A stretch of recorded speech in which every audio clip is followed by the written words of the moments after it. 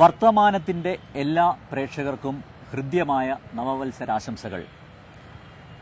കക്ഷി രാഷ്ട്രീയത്തിൽ ആശാസ്യമായതെന്ത്, അനാശാസ്യമായതെന്ത് എന്ന് സജീവമായി ചർച്ച ചെയ്യപ്പെടുന്ന ഒരു കാലഘട്ടമാണിത്.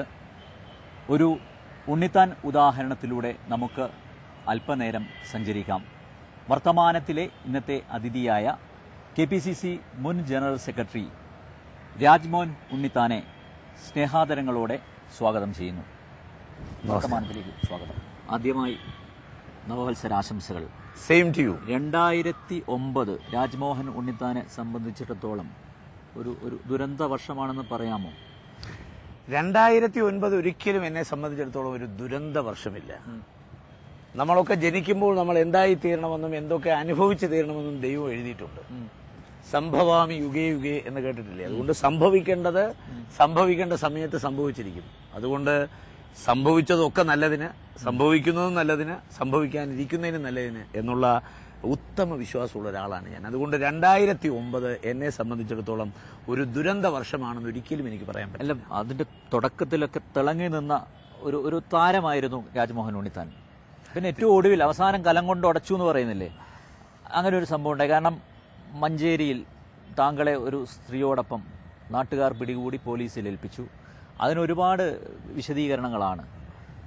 പക്ഷേ താങ്കൾക്ക് ജാമ്യം കിട്ടി, എങ്കിലും എന്തൊക്കെയോ ഇപ്പോഴും ചീഞ്ഞു നാറുന്നു. എന്താണത്? അനിൽ നമ്പ്യാരെ, ഞാൻ 41 വർഷമായി രാഷ്ട്രീയ പ്രവർത്തനം നടത്തിയിട്ട് കേരളത്തിലെ വിവിധ രാഷ്ട്രീയ പാർട്ടിയിലെ മുഴുവൻ നേതാക്കന്മാരെയും നേരിട്ടറിയാവുന്ന ഒരു വ്യക്തിയാണ്. അപ്പോൾ കേരളത്തിലെ കോൺഗ്രസ് രാഷ്ട്രീയത്തിലും ഇടതുപക്ഷ രാഷ്ട്രീയത്തിലും അല്ലെങ്കിൽ ഐക്യമുന്നണി രാഷ്ട്രീയത്തിലും ഇടതുപക്ഷ മുന്നണി രാഷ്ട്രീയത്തിലും മദ്യപിക്കുന്ന നേതാക്കന്മാർ ആരൊക്കെയാണെന്ന് എന്നെക്കാൾ നന്നായിട്ട് അങ്ങേക്കറിയാം. സ്ത്രീകളുമായി ബന്ധപ്പെട്ട വിഷയത്തിൽ താല്പര്യമുള്ള നേതാക്കന്മാരെ കുറിച്ച് എന്നെക്കാൾ നന്നായിട്ട് അങ്ങേക്കറിയാം. എല്ലാ പാർട്ടികളിലും കൈക്കൂലി വാങ്ങുകയും അഴിമതി നടത്തുകയും ചെയ്യുന്ന നേതാക്കന്മാരെ കുറിച്ച്, എല്ലാ പാർട്ടികളിലെയും നേതാക്കന്മാരെ കുറിച്ച് എന്നെക്കാൾ അവബോധം ശ്രീ നമ്പ്യാർക്കുണ്ട്. നമ്പ്യാര് എന്നെ പരിചയപ്പെട്ടിട്ട് എത്ര വർഷങ്ങളായി? ഇതിനിടയിൽ ഈ 3 ഫീൽഡിൽ എന്നെങ്കിലും രാജ്മോഹൻ ഉണ്ണിത്താൻ ഉണ്ട് എന്നൊരു തോന്നൽ അങ്ങയുടെ മനസ്സിലുണ്ടായിട്ടുണ്ടോ? എന്നെങ്കിലും ഈ സംഭവത്തല്ലാതെ? അല്ല, രാഷ്ട്രീയ അല്ല, ഞാൻ ചോദിച്ചത് ഈ പരിചയപ്പെട്ട ആളുകൾ പരസ്പരം എല്ലാവർക്കും അറിയാം. കേരളത്തിലെ എല്ലാ ചാനലുകാർക്കും, എല്ലാ മാധ്യമ സുഹൃത്തുക്കൾക്കും അറിയാം ഇടതുപക്ഷ മുന്നണിയിൽ മദ്യപിക്കുന്ന ആരാണ്, സ്ത്രീ വിഷയത്തിൽ താല്പര്യമുള്ള ആരാണ്, കൈക്കൂലിയും അഴിമതി നടത്തുന്ന ആരാണ്, ഐക്യമുന്നണി രാഷ്ട്രീയത്തിൽ ആരാണ്, എല്ലാവർക്കും അറിയാം. ഈ പട്ടികയിലില്ലാത്ത അപൂർവം ആളുകളിൽ ഒരാളാണ് രാജ്മോഹൻ ഉണ്ണിത്താൻ. കേരളത്തിലെ 14 ജില്ലയിലും ശ്രീ അനിൽ നമ്പ്യാര് ഒരു ഇൻവെസ്റ്റിഗേറ്റീവ് ജേർണലിസം നടത്തിയിട്ട് ഒരാള് രാജ്മോഹൻ ഉണ്ണിത്താൻ ഈ ഫീൽഡിലുണ്ടെന്ന് പറഞ്ഞാൽ ഞാൻ പൊതുജീവിതം അവസാനിപ്പിച്ചേക്കാം. അതിൽ കൂടുതൽ ഒരു ഉറപ്പ് നിങ്ങൾക്ക് തരാൻ എനിക്കില്ല. കാരണം കേരളത്തിൽ നിങ്ങളിപ്പോ പോലീസിനേക്കാൾ വലിയ ഫോഴ്സാണ് പത്രക്കാർ, ഫോർത്ത് എസ്റ്റേറ്റ്. നിങ്ങൾ വിചാരിച്ചാൽ, ഇപ്പൊ പോലീസ് വിചാരിച്ചാൽ കണ്ടുപിടിക്കാത്ത പല കാര്യങ്ങളും കണ്ടുപിടിക്കാനാവും. അതുകൊണ്ട് രാജ്മോഹൻ ഉണ്ണിത്താൻ ഈ ഫീൽഡിലുണ്ടെന്ന് നിങ്ങൾ തെളിയിച്ചാൽ പൊതുജീവിതം ഞാൻ അവസാനിപ്പിക്കാമെന്ന് പറഞ്ഞാൽ it's A challenge, take it as A challenge. പിന്നെ അനില് ചോദിച്ച ചോദ്യത്തിന് ഉത്തരവായില്ല. അനിൽ എന്നോട് ചോദിച്ചത് ഈ മഞ്ചേരി സംഭവമാണ്. മഞ്ചേരിയിൽ ആരെ പിടിച്ചു എന്നാ നിങ്ങൾ ഈ പറയുന്നത്? എന്ത് പിടിച്ചു എന്നാ പറയുന്നത്? മഞ്ചേരിയിൽ എന്ത് സംഭവം ഉണ്ടായെന്ന് പറയുന്നത്? രാജ്മോഹൻ ഉണ്ണിത്താൻ മഞ്ചേരിയിൽ പ്രായപൂർത്തിയാകാത്ത ഒരു പെൺകുട്ടിയുമായി പോയിട്ടില്ല, പ്രായപൂർത്തിയാകാത്ത ഒരു പെൺകുട്ടിയെ പീഡിപ്പിച്ചിട്ടില്ല, പ്രായപൂർത്തിയായ ഒരു പെൺകുട്ടിയെ പീഡിപ്പിച്ചിട്ടില്ല. ഇവിടെ ഇമ്മോറൽ ട്രാഫിക് പ്രിവെൻഷൻ ആക്ട് എന്ന് പറയുന്ന ഒരു ആക്ട് ഉണ്ട്. ആ ആക്ട് അനുസരിച്ചാണ് കേസെടുത്തിട്ടുള്ളത്. എന്നെ സംബന്ധിച്ചിടത്തോളം ഞാന് ദുരൂഹമായ സാഹചര്യത്തിൽ കൊടുത്തും കണ്ടില്ല. ഇവിടുത്തെ സകല ചാനലുകാരും പറഞ്ഞത് രാജ്മോഹൻ ഉണ്ണിത്താൻ ഒരു സീരിയൽ നടിയുമായി ഇവിടെ വന്നതാണ്. ആദ്യം അങ്ങനെ പറഞ്ഞ, രണ്ടാമത് ഒരു സിനിമാ നടിയായി വന്നെന്നാ പറയുന്നത്. എന്നോടൊപ്പം സഞ്ചരിച്ചത് സീരിയൽ നടിയല്ല, സിനിമാ നടിയല്ല, എന്നോടൊപ്പം സംബന്ധിച്ച് എന്നെക്കാൾ പാർട്ടിയിൽ ഉന്നതമായ സ്ഥാനം വഹിച്ചിട്ടുള്ള ഒരാളാണ്. ഞാൻ പറഞ്ഞോട്ടെ, സേവാദന്റെ കേരളത്തിലെ state secretary, all India secretary ആയിരുന്നു. സോണിയാഗാന്ധിയുടെ കയ്യിൽ നിന്ന് ബെസ്റ്റ് കേഡർ അവാർഡ് വാങ്ങിച്ചൊരു കാൻഡിഡേറ്റ് ആണ്. ഡൽഹിയിൽ പാർട്ടിയുടെ എന്ത് പരിപാടി നടന്നാലും 10-15 ആളുകൾക്ക് സ്റ്റേജിൽ കയറണമെങ്കിൽ ഇസഡ് കാറ്റഗറി സെക്യൂരിറ്റി പാസ് കിട്ടണം. ആ പാസ് കൈവശമുള്ള ഒരു കുട്ടിയാണ് ശ്രീമതി ജയലക്ഷ്മി അമ്മ. ഈ ജയലക്ഷ്മി അമ്മയും കൊണ്ടാണ് ഞാൻ പോയത്. ഈ കുട്ടിക്ക് പകരം എന്റെ ഭാര്യയായിട്ടാണ് ഞാൻ അവിടെ പോയതെങ്കിൽ ഞാൻ വിളിച്ചു പറയുന്നത് എന്റെ ഭാര്യയാണ്, സുധാകുമാരിയാണ്, ഞാൻ താലി കെട്ടിയത്. ആര് കേൾക്കാൻ, ആര് അംഗീകരിക്കാൻ? അപ്പോ it was A plot, it was A planting. അതുകൊണ്ട് ഇത് രാജ്മോഹൻ ഉണ്ണിത്താൻ പറയുന്നത്, നിങ്ങൾ എന്നെ ആര് പിടിച്ചെന്നാ പറയുന്നത്? നമ്മുടെ രാജ്യത്ത് ഭരണഘടനാപരമായ ഒരു നിയമവും രാജ്മോഹൻ ഉണ്ണിത്താൻ ലംഘിച്ചിട്ടില്ല. ഉണ്ടോ? നമ്പ്യാര് പറ. രാജ്മോഹൻ ഉണ്ണിത്താൻ ഇന്ത്യയിൽ വ്യവസ്ഥാപിതമായ ഭരണഘടനാപരമായ ഏതെങ്കിലും ഒരു നിയമം ലംഘിച്ചുവെങ്കിൽ ശ്രീ അനിൽ പറ, രാജ്മോഹൻ ഉണ്ണിത്താൻ ഇന്ന നിയമം ലംഘിച്ചു, മറുപടി ഞാൻ പറയാം. അല്ല, താങ്കളെ പോലെ ഒരു രാഷ്ട്രീയ നേതാവ് താങ്കളുടെ ഭാര്യയല്ലാത്ത ഒരു സ്ത്രീയെ കൂട്ടി ദൂരെ ഒരു സ്ഥലത്ത് മഞ്ചേരിയിൽ ആ സമയത്ത് പിടികൂടുന്നു. അസമയം എന്ന് പറഞ്ഞാൽ രാത്രി 12 മണിയാ എന്നെ പിടിക്കുന്ന 8 മണിക്കാ. സന്ധ്യക്ക് 8 മണി എന്ന് പറയാ അസമയ? What you mean? സന്ധ്യക്ക് 8 മണി എന്ന് പറഞ്ഞാൽ അല്ലേ അസമയമാണോ? പിന്നെ വേറെ സംശയം വരാൻ കാരണം എന്ന് വെച്ചാൽ ഈ സ്ത്രീയും ചേർത്ത് നേരത്തെ കേരള ശബ്ദത്തിൽ ചില കേരള ശബ്ദത്തിൽ വാർത്തകൾ വന്നിരുന്നു. യു ആർ റൈറ്റ്, കേരള ശബ്ദത്തിൽ വാർത്ത വന്നിരുന്നു. ഈ കുട്ടിയെ വളരെ മോശമായി ചിത്രീകരിച്ചുകൊണ്ട് ഒരു വാർത്ത കേരള ശബ്ദം പ്രസിദ്ധീകരിച്ചു. ആ കുട്ടിയുടെ ഭർത്താവ് തന്നെയാണ് ഭർത്താവ് തന്നെ കൊടുത്ത് 2 ആഴ്ച കഴിഞ്ഞപ്പോ അതേ കേരള ശബ്ദം ഈ കുട്ടിയെ പ്രകീർത്തിച്ചുകൊണ്ട് ഒരു കേരള ശബ്ദം സ്പെഷ്യൽ ഇറക്കി. അപ്പൊ ഭർത്താവ് പറഞ്ഞതെല്ലാം അടിസ്ഥാനരഹിതമാണെന്നും ഈ കുട്ടി യാതൊരു വിധമായ തെറ്റും ചെയ്തിട്ടില്ലെന്നും കേരള ശബ്ദത്തിന്റെ 2 ലക്കവും ഞാൻ തരാം. 1 ലക്കം ആ കുട്ടിയുടെ ഭർത്താവ് പറഞ്ഞത് കേട്ട് ആ കുട്ടിയെ ആക്ഷേപിച്ചുകൊണ്ട് ലക്കം. 2ാമത്തെ ലക്കം ആ കുട്ടിയെ പ്രകീർത്തിച്ചുകൊണ്ട് കേരള ശബ്ദം ഇറക്കിയ ലക്കം.